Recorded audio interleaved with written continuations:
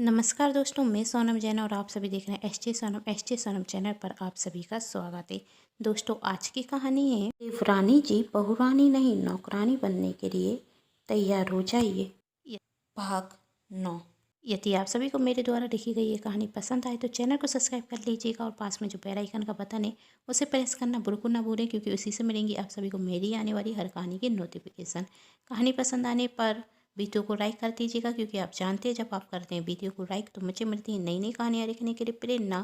और हाँ, कहानी को अपनों के साथ शेयर जरूर कीजिएगा, जिससे कहानी ज़्यादा से ज़्यादा लोगों तक पहुँच सके। तो चलिए कहानी शुरू करते हैं। वंदना की शादी को लगभग एक हफ्ता हो चुका था और इस एक हफ्ते में उसके मन में कई सवाल उठ रहे थे। और आज गोपाल से बात होने के बाद उसे ऐसा लगने लगा कि जैसे उसकी दोनों जेठानियाँ कोई गेम खेल रही हों। जितनी अच्छी दिखती हैं उतनी अच्छी हैं नहीं। एक तरफ तो उसे अपनी जेठानी पर संदेह होता, लेकिन दूसरी तरफ जब वह अपनी दोनों जेठानियों से बातें करती तो उसका पूरा संदेह मिट जाता। उनकी बातों में इतनी मिठास थी कि वंदना उन्हें समझ ही नहीं पा रही थी। वंदना उलझन में थी, आखिर वह जो सोच रही है सही है या गलत। क्या सच में मेरी दोनों जेठानियाँ जैसी दिखती हैं वैसी हैं, या कोई और बात है। और यदि दोनों जेठानियाँ गोपाल को अपने बेटे के समान मानती हैं तो उन्हें गोपाल को आगे बढ़ने के लिए प्रेरित करना चाहिए था, लेकिन उन्होंने तो गोपाल की पढ़ाई बीच में ही रोक दी। और अभी गोपाल से कोई नौकरी करने के लिए क्यों नहीं कहती। गोपाल की शादी हो चुकी है तो अब तो उसे अपने पैरों पर खड़ा होना चाहिए। यही जिम्मेदारी भी तो भाभीियों की है, उन्हें गोपाल को यह बात समझाना चाहिए। लेकिन वही तो गोपाल को घर के कामों में व्यस्त रखे हुए हैं। आखिर क्यों? क्या दोनों भाभियाँ गोपाल के सीधेपन का फायदा उठा रही हैं, या मैं ही गलत सोच रही हूँ? सोचते हुए वंदना का सिर दर्द होने लगा, लेकिन उसे कुछ भी समझ में नहीं आ रहा था। तभी वंदना यह निर्णय लेती, अब मुझे ऐसा कुछ करना होगा जिससे मेरे सामने ही दूध का दूध पानी का पानी हो जाए। लेकिन ऐसा मैं क्या करूं? क्या रमेश काका से ही सब कुछ सच सच पूछ लूं? वही तो इस परिवार को बहुत पहले से जानते हैं, तो उन्हें तो सब कुछ सच पता ही होगा। क्या रमेश काका से सब सच पूछना सही होगा? वंदना मन में सोच रही थी, फिर सोचती, नहीं, रमेश काका ने मेरी शादी इस घर में कराई है। यदि मैं उनसे कुछ पूछूंगी तो अच्छा नहीं लगेगा, और यदि मेरी सोच गलत हुई तो मुझे भी शर्मिंदगी महसूस होगी और दोनों दीदियों को भी बुरा लगेगा। अब मुझे ही कुछ करना होगा। सोचते हुए वही शोभा के कमरे में जाती और शोभा से कहती, दीदी अब आपकी कमर का दर्द कैसा है? शोभा ने कहा, अब थोड़ा आराम है। तब वंदना कहती, दीदी वह मुझे रसोई घर में अमचूर का डिब्बा नहीं मिल रहा है, आप मुझे बताएंगी अमचूर कहाँ रखा है? शोभा ने कहा, अमचूर मुझे क्या पता कहाँ होगा, तुम गोपाल से पूछ लो, उसे ही सब पता है क्या चीज़ कहाँ रखी हुई है। शोभा का यह जवाब वंदना को भाता नहीं और वह सोचती, तो मेरा संदेह सही था। दोनों दीदी गोपाल के सीधेपन का फायदा उठाती हैं और उनसे यह घर के सारे काम कराती हैं, इसलिए तो वही गोपाल को कहीं नौकरी करने के लिए कहती नहीं। फिर वंदना शोभा से कहती, दीदी इस घर की बहू आप हैं तो आपको पता होना चाहिए ना, रसोई घर में कौन सा सामान कहाँ रखा हुआ है, गोपाल को कैसे पता होगा? वंदना का जवाब सुनकर शोभा सोच में पड़ जाती और वही मन ही मन सोचती, मैंने इससे क्या कह दिया? कहीं इसे मुझ पर शक तो नहीं होने लगा? क्या कहूँ, मुझे तो पता भी नहीं कि अमचूर कहाँ रखा हुआ है। अमचूर तो छोड़ो, मुझे तो नमक के डिब्बे तक का पता नहीं। और शोभा वंदना से कहती, अरे वंदना, तुम मेरी बात का गलत मतलब समझ रही हो। मेरा मतलब यह है, अभी शादी के पहले हमने रसोई साफ कराई थी, इसलिए सामान यहाँ के वहाँ हो गया और इस सब में गोपाल ने हमारी मदद कराई थी, तो शायद गोपाल को याद हो कि उसने अमचूर का डिब्बा कहाँ रखा है। अच्छा वैसे बताओ तो तुम अमचूर का डिब्बा क्यों ढूंढ रही हो? कुछ खास बना रही हो क्या? वंदना ने कहा, दीदी आज मैं खाने में करी चावल बना रही हूँ। करी चावल का नाम सुनते ही सास शोभा कहती, करी चावल? करी चावल तो हमारे घर में किसी को भी पसंद नहीं। व्यर्थ में मेहनत क्यों कर रही हो? एक काम करो, बड़ी भाभी से फ़ोन कर कर पूछ लो, वही कुछ अच्छा बता देंगी। वरना दाल फ्राई बना लो, सबको बहुत पसंद आएगी। और साथ में भरमा करेले की सब्जी भी बना लेना, देखना सब उंगली चाटते रह जाएंगे। तब वंदना कहती, दीदी आप कैसे कह सकती हैं कि घर में करी चावल किसी को पसंद नहीं? क्या आपको पता नहीं गोपाल जी को खाने में करी चावल ही पसंद है? तब सुबह मन में सोचती, आज इसे क्या हो गया है, मुझसे पूछ रही है या मुझे जवाब दे रही है? और इसी वक्त बड़ी भाभी को भी घर से बाहर जाना था, वह होती हैं तो बात को संभाल लेती।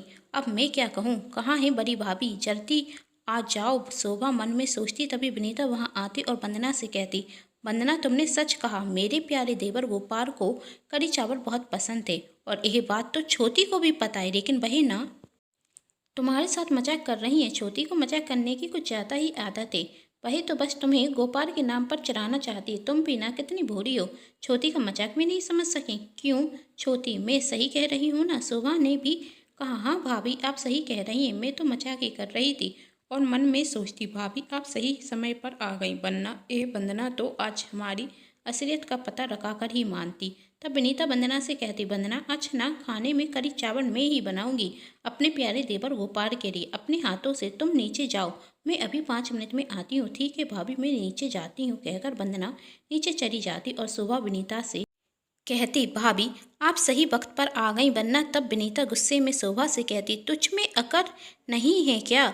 किस वक्त क्या बोलना है, तुझे इतनी भी समझ नहीं? वही तो अच्छा हुआ कि मैं सही वक्त पर आ गई, वरना तू तो हमें फंसा ही देती। तेरी बातों से पहले ही उसे हम पर शक हो गया है, इसलिए तो वही हमसे आज इस तरीके से बात कर रही थी।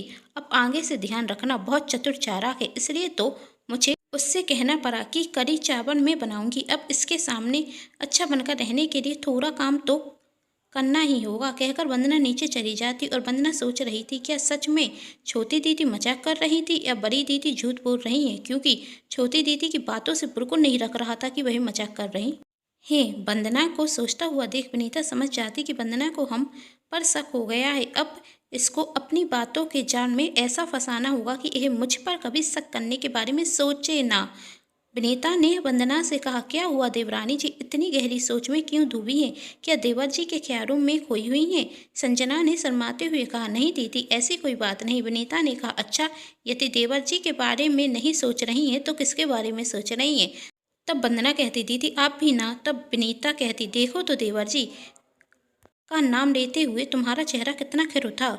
इस पर वंदना शर्मा जाती। अच्छा छोड़ो ये मजाक की बातें, सच सच बताओ क्या सोच रही थी? कोई ऐसी बात है जो तुम मुझसे पूछना चाहती हो तो बेहिचक पूछो। आखिर मैंने तुम्हें अपनी छोटी बहन माना है तो बड़ी बहन से पूछने में घबराहट कैसी? बोलो क्या बात है? वंदना ने कहा, कोई बात नहीं दीदी। तब विनीता कहती, मैं तुम्हारी बड़ी बहन हूँ, सब जानती हूँ। तुम मुझे कुछ परेशान रख रही हो, बताओ ना क्या बात है? तब वंदना ने कहा, भाभी मैं आपसे पूछना चाहती हूँ कि आपने मुझसे झूठ क्यों कहा था कि इन्हें कचौरी पसंद है, जबकि इन्हें तो कचौरी बिल्कुल भी पसंद नहीं। क्या आपको इनकी पसंद नापसंद के बारे में पता नहीं?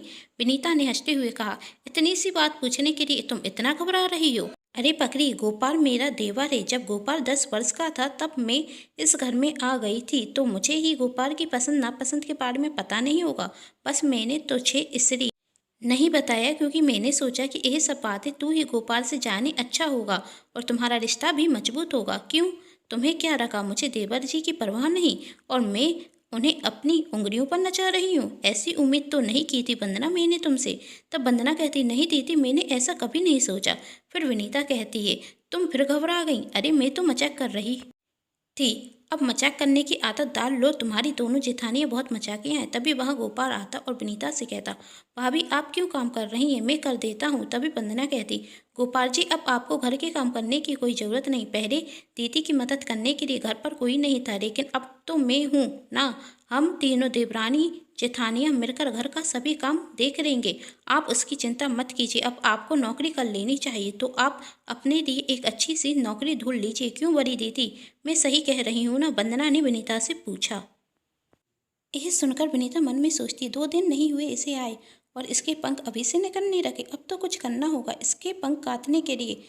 और विनीता वंदना से मुस्कुराकर कहती, क्यों नहीं वंदना, गोपाल को एक अच्छी नौकरी कर लेनी चाहिए। कहानी में आगे क्या होगा जानना चाहते हैं तो कहानी के साथ बने रहिए और चैनल को सब्सक्राइब कर लीजिए, क्योंकि जब भी मैं लेकर आऊँ कहानी का नया भाग तो आप सभी को पता चल सके। उम्मीद करती हूँ दोस्तों आप सभी को मेरे द्वारा लिखी गई यह कहानी पसंद आ रही होगी। यदि कहानी पसंद आ रही है तो अपनों के साथ शेयर करना बिल्कुल ना भूलिए। वीडियो को भी जरूर लाइक कर दीजिएगा और हाँ, चैनल को सब्सक्राइब भी जरूर कर लीजिएगा। Thanks for watching.